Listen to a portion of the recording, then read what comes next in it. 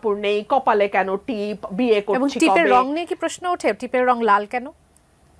এতটা এখনো যায়নি, বাট আপনি যেহেতু ধরিয়ে দিলেন আমি শিওর এখানে আসবে আর কি। আচ্ছা, ডাক্তার এখন জাহিদুর থেকে রহমান, আসবে। একই বিষয় নিয়ে আপনার কাছে জানতে চাইবো যে অনেকে মনে করছেন যদি জামাত একটি জোট গঠন করে আসে তাহলে সেটিকে আওয়ামী লীগ তারা হচ্ছে উগ্রবাদী দল হিসেবে সেটিকে প্রমাণ করার চেষ্টা করবে, দেখানোর চেষ্টা করবে। কিন্তু বর্তমান প্রেক্ষাপটে আবার আমরা যেটি দেখছি, যেমনটি ব্যারিস্টার রুমিন ফারহানা বলছিলেন যে আমরা বেশ কিছু ঘটনা দেখছি যেটি নারীদের দিকে একটু বিশেষভাবে তাদেরকে আক্রমণ করা হচ্ছে, এবং সংস্কৃতির কিছু কিছু ক্ষেত্রেও আমরা দেখেছি। সাকরাইন উৎসবকে আমরা এবার হতে দেখিনি, এরকম অনেকগুলো উদাহরণ দিতে পারি। আপনার কাছে কি মনে হয় যে এরকম কোনো কিছু হতে যাচ্ছে কিনা? উগ্রবাদ কি এর মাধ্যমে মাথাচাড়া দিতে পারে কিনা, বা সেরকম সিমটম দেখতে পাচ্ছে কিনা সমাজে এখন? আমি উগ্রবাদ মাথাচাড়া দিতে পারে মনে করি না, কিন্তু উগ্রবাদ মাথাচাড়া দেওয়ার বেশ কিছু ঘটনা দেখা যাচ্ছে, এবং এটা এই না যে বাংলাদেশে এগুলো হঠাৎ করে বেড়েছে, এটা জাস্ট একটা অ্যাডমিনিস্ট্রেটিভ ফেইলিয়ার বলে আমি মনে করি।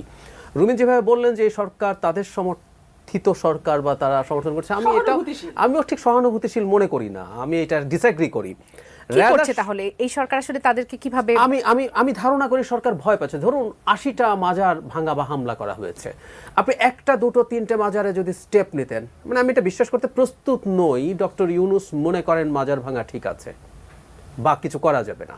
সরকার ইনডিসিশন আছে এবং ভয় আছে, আমি ধারণা করি যে এই জন্য কি স্টেপ নিতে পারছে না কোনো ধরনের? সম্ভবত কারণ যারা যাচ্ছেন তারা অনেক উগ্র, কিন্তু এটা না করে এখন আরো বড় বিপদ হচ্ছে, এবং একটা স্টেটকে আপনি এই যে এখন যে ন্যারেটিভটা তৈরি হওয়ার সুযোগ তৈরি হচ্ছে সেটা তো হলো দোকান বা শোরুম উদ্বোধন যখন নভেম্বরে মেহজাবিনকে দেয়া হলো না, এরপর কোনো স্টেপস নেওয়া হলো না, প্রকাশ্যে ওখানে পোস্টারিং করা হয়েছিল, আপনি কোনো স্টেপস নেন নাই। তারপরে পরিমণির ক্ষেত্রে হলো, এবং সবার শেষে এসে এখন অপবিশ্বাস, এটা বাড়তে থাকবে। একটা ফুটবল খেলা, নারীদের বাচ্চা মেয়েরা ফুটবল খেলছে, সেই ফুটবল খেলা বন্ধ করে দেওয়া হয়েছে। সো এগুলো সরকারের সম্পূর্ণ অ্যাডমিনিস্ট্রেটিভ ফেইলিয়ার বলে মনে করি। সরকার তো শুধু এখানে না, সরকার প্রত্যেকটা জায়গায় ফেল করছে, রাস্তা ব্লক করে ফেলছে, ফেলেই যে কোনো কিছু করা যাচ্ছে। সুতরাং এই সরকারকে আমি আসলে প্রশাসকই মনে করি না। বাংলাদেশে যেরকম একটা বিশৃঙ্খলার অবস্থায় তারা দায়িত্ব নিয়েছেন, সেই জায়গায় আসলে তারা সেটা করতে পারছেন না। ভবিষ্যতে কি হবে, দুটো ব্যাপার একটু মনে রাখা দরকার। সেটা হচ্ছে বাংলাদেশে ধর্ম বা ধর্মকে সামনে এনে রাজনীতি হতে পারে, সারা পৃথিবীতে আছে। যেমন ভারতের বিজেপি স্পষ্টভাবে সে হিন্দুত্ববাদী রাজনীতি করে, আমি এটা স্ট্রংলি ডিনাউন্স করি, কারণ একটা আইডেন্টিটি পলিটিক্স আমি কখনো এন্ডোর্স করি না। ঠিক একইভাবে ইসলাম বলেও যদি কেউ রাজনীতি করেন, আমি সেটার বিরুদ্ধে দাঁড়াই। কিন্তু যতক্ষণ পর্যন্ত তারা কনস্টিটিউশনের পেরিমিটার তারা মানবেন, নির্বাচন ব্যবস্থা মানবেন এবং আমাদের সংবিধান মেনে রাজনীতি করবেন, এবং ক্ষমতায় গেলে সেটা মেনে চলবেন যদি হয়, তাহলে আমার অনিচ্ছা থাকলেও সেটাকে আমি সরকার হিসেবে মেনে নেব যদি জনগণ তাদেরকে ভোট দেয়। কিন্তু একটা অ্যালার্মিং সাইন আছে, আমি সেটা বলি। ইসলামী আন্দোলন বাংলাদেশ একটা নিবন্ধিত রাজনৈতিক দল, এই যে যার কথা আমরা এতদিন বললাম, তাদের একটা প্রতীক আছে, তারা নির্বাচন করেছে এবং শেখ হাসিনার সময় খুব কমফোর্টেবলি নির্বাচন করেছে। আমি একটু যোগ করতে চাই, 2018 সালে নির্বাচনের সময় ঢাকায় ঐক্য ফ্রন্টের প্রার্থী, মূলত বিএনপির প্রার্থীদের একটা পোস্টার ছিল না, কিন্তু হাত পাখার পোস্টার ছিল। ওনারা ফেভার কেন পেয়েছেন আই রিয়েলি ডোন্ট নো, এটা খুঁজে দেখা হোক। কিন্তু ওনাদেরই একজন নেতা কয়েকদিন আগে উনি আবার একটা রাষ্ট্রীয় পদে আছেন, ইসলামিক ফাউন্ডেশনের গভর্নর, তিনি প্রকাশ্য জনসভায় মানুষকে কতল করার কথা বলেছেন। খুবই অ্যালার্মিং এবং ভয়ঙ্কর একটা খেয়াল করে আমরা তার দল থেকে কোনো বক্তব্য নেই, সরকার, উনি একটা রাষ্ট্রীয় পদে আছে, কোনো স্টেপস নেওয়া হয়নি। ফলে আমার এই আশঙ্কাটা আছে, যারা নিয়মতান্ত্রিক এবং কনস্টিটিউশনাল ইসলামী রাজনীতি করবেন বলেও বলছেন, তারাও সেই জায়গায় থাকবেন কিনা, এখন এই প্রশ্নটা জরুরি। এটা যদি হয় তাহলে তাদের রাজনীতি করার অধিকার এই কনস্টিটিউশনাল ফ্রেমওয়ার্কে নাই। তারা যদি মনে করেন এটাকে একটা খেলাফতের রাষ্ট্র বানাবেন, তো আপনাকে আসলে ফাইট করে আসতে হবে, ক্ষমতা দখল করে, বিপ্লব করে। দর্শক আছেন আপনাদের সাথে কথা বলতে চান, সুপ্রিয় দর্শক স্বাগত জানাচ্ছি। কে বলছেন, কোথা থেকে বলছেন, আপনার প্রশ্ন নেব। দর্শক নিশ্চয় শুনতে পাচ্ছেন? হ্যালো, জি আপনাকে শুনতে পাচ্ছি। জি আমি যশোর থেকে বলছিলাম, সিরাজ সুজন। জি বলবেন, আপনার প্রশ্ন বলবেন। জি আমার প্রশ্ন রুমিন ফারহানা সাহেবের কাছে। বলুন। দেশে বর্তমানে ছাত্র দল, যুব দল যেভাবে চাঁদাবাজি করতেছে, এখানে রুমিন ফারহানা সাহেব আগেও বলেছে যে আমরা দল থেকে তাদেরকে বহিষ্কার করতেছি, আমরা ব্যবস্থা নিচ্ছি। অনেক বড় দল, বুঝেন তো, মানুষের বিভিন্ন ক্ষোভ থাকতে পারে। আপনারা যদি দল সামলাইতে না পারেন, তাহলে 20 কোটি মানুষকে কিভাবে সামলাবেন? আপনাকে ধন্যবাদ, থাকুন আমাদের সঙ্গে। আরো একজন দর্শক আছেন এই মুহূর্তে আমাদের সঙ্গে, তার প্রশ্নটি নিতে দেয়। দর্শক স্বাগত জানাচ্ছি, কে বলছেন, কোথা থেকে বলছেন, আপনার প্রশ্ন করবেন। আমি পিন্টু দুয়ারি পটুয়াখালী থেকে বলছি। জি বলবেন। প্রশ্নটা হচ্ছে আমার ধারণা আপার কাছে। প্রশ্ন হচ্ছে, এক সমন্বয়ক তুষার উনি বলেছে বিএনপি যদি ফেব্রুয়ারি মাসে নির্বাচনের জন্য আন্দোলনের নামে তাহলে বিএনপির অবস্থা হবে 5ই আগস্টের মতো। তাহলে উনি ভোটের রাজনীতির ভবিষ্যৎ কি দেখছে? এই মুহূর্তে আরো একজন দর্শক আছে, সেই প্রশ্নটিও নিয়ে নিই, আমরা একবারে 3টে প্রশ্নের উত্তর দেব। দর্শক স্বাগত জানাচ্ছি, কে বলছেন, কোথা থেকে বলছেন, আপনার প্রশ্ন করবেন। আমার নাম মোহাম্মদ রাইহান, আমি ঠাকুরগাঁ থেকে বলতেছিলাম। আমার প্রশ্ন হচ্ছে রুমিন ফারহানার কাছে। জি। আমার প্রশ্ন হচ্ছে ছাত্রগুলোতে নতুন রাজনৈতিক দল তৈরি করতেছে এবং মির্জা ফখরুলের কথার পরিপ্রেক্ষিতে তারা যে বড় বড় কথা বলতেছে, ওদের কথার কাছে মির্জা ফখরুল মনে হয় ওদের কাছে দুধের বাচ্চা, আর ওরাই বড় বর্ষিয়ান রাজনীতিবিদ। দেশটাকে ওরাই স্বাধীন করছে না, আমরাও ছিলাম।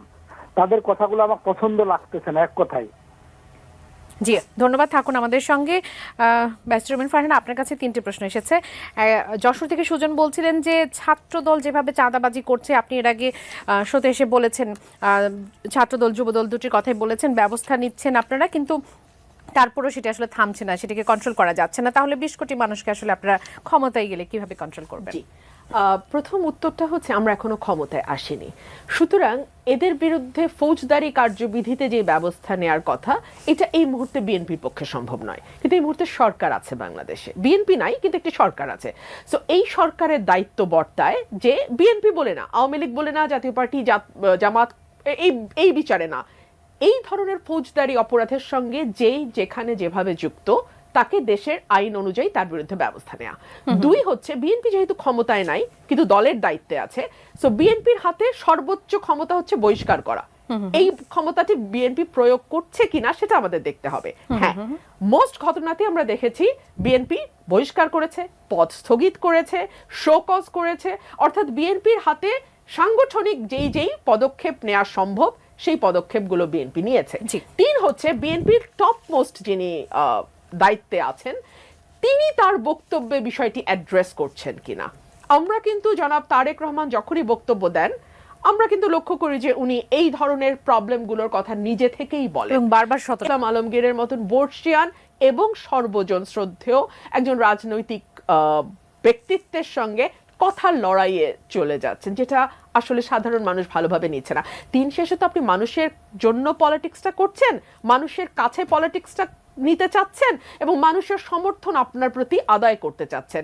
এভাবে কথা বলে বা এই ধরনের হুমকি দিয়ে না আপনি মানুষের কাছে যেতে পারবেন না, মানুষ থেকে আপনার বিচ্ছিন্নতা বাড়তেই থাকবে। আর 5ই আগস্টের কথা যদি বলেন তাহলে আমি খুবই বিনীতভাবে এটুকুই বলবো যে রাজনৈতিক প্রজ্ঞা এবং বাংলায় আক্কেল একটু ব্যবহার করলে ভালো হয়। ডাক্তার জাহিদুর রহমান, আপনার কাছে আসি। যেহেতু ছাত্র নেতৃত্ব নিয়ে কথা হচ্ছিল, এখন সামনে নির্বাচনকে কেন্দ্র করে যে প্রশ্নটি আসছে যে প্রতিযোগী কে কার হতে যাচ্ছে, বিএনপি নিশ্চিতভাবে একটি ভালো পজিশনে আছে, এরপর আমরা ইসলামিক দলগুলোর একটা জোটের কথা বলছি, বাম জোটের কথা বলছি, সেই সাথে বিশেষ গুরুত্ব পাচ্ছে যে ছাত্র নেতৃত্বে একটি নতুন দল আসতে যাচ্ছে। কে কার সাথে আসলে প্রতিযোগিতা করতে যাচ্ছে বলে মনে হয়? ছাত্র নেতৃত্বের জোটটি আসলে কিরকম হতে যাচ্ছে, দলটি কেমন হতে যাচ্ছে? জোটের কথা পরে আসছে, কেমন হতে যাচ্ছে আমি খুব আশাবাদী নই। মানে তাদের আশা তারা শুরু থেকেই অনেকগুলো ভুল সিদ্ধান্তের কারণে নষ্ট করেছেন। একটা অসাধারণ দল হতে পারত যদি তারা ওই মুভমেন্টের খুব অল্প সময়ের মধ্যে দলটা তৈরি করতেন এক ভিন্ন জায়গায়, মেইন স্ট্রিম মাঠে, তারপরে ডিজিটাল মাঠে, এগুলোকে তারা ডিনাউন্স করতে শুরু করেছেন। আমি খুব বেশি ভালো কিছু দেখি না। পরের যে অংশটা জোট, আমি আসছে যেটা বলছিলেন যে ছাত্রদের সাথে এখন বিএনপির যে ধরনের চাপানুতর হচ্ছে, তাতে এটা বলতে মনে হতে পারে যে তারাও কি বিরোধী দলে দাঁড়িয়ে গেল। আমি আবার এখানে একটা খুব কিউরিয়াস ফেসবুক স্ট্যাটাসের কথা বলছি। ডক্টর আসিফ নজরুল এরকম একটা স্ট্যাটাসের মধ্যে দুই পক্ষকে, বিশেষ করে মির্জা ফখরুল ইসলাম আলমগীরের বক্তব্যের পর মিস্টার নাহিদ ইসলাম যেভাবে রিয়্যাক্ট করেছেন তার জায়গায়, উনি একটা জায়গায় বলছেন যে বিএনপির সাথে জোটবদ্ধ হয়ে নির্বাচনে যাওয়ার ব্যাপারটাকে তারা বাতিলও করে দিচ্ছেন না। তার মানে আমি মনে করি যে সামনে এই একটা প্রবাবিলিটিও আছে, যদি ইসলামিক ফোর্সগুলো একদিকে থাকে তারা হু নোজ তারা বিএনপির সাথে ইয়ে করবেন। এবং এই ধরনের যে আলাপগুলো আমরা দেখছি এগুলো এখনো নির্বাচন আরো কমপক্ষে 1 বছর দূরে আছে। সো এর মধ্যে আমরা অনেক পরিবর্তন আসলে আসতে পারে। ব্যারিস্টার রুমিন ফারহানা, সংস্কার প্রস্তাব অনুযায়ী যদি সংসদে উচ্চ কক্ষ হয়, সেখানে যদি সংখ্যানুপাতিক ভাবে আসলে নেতা নির্বাচিত হয়, তাহলে ইসলামিক দলগুলোর যে প্রতিনিধিত্ব সেটি আসলে নিশ্চিত হবে। আপনার কাছে কি এরকম মনে হয় যে সেরকম কিছু হতে যাচ্ছে? না, দেখুন, সংসদে নিম্নকক্ষে যারাই নির্বাচিত হয়ে আসবে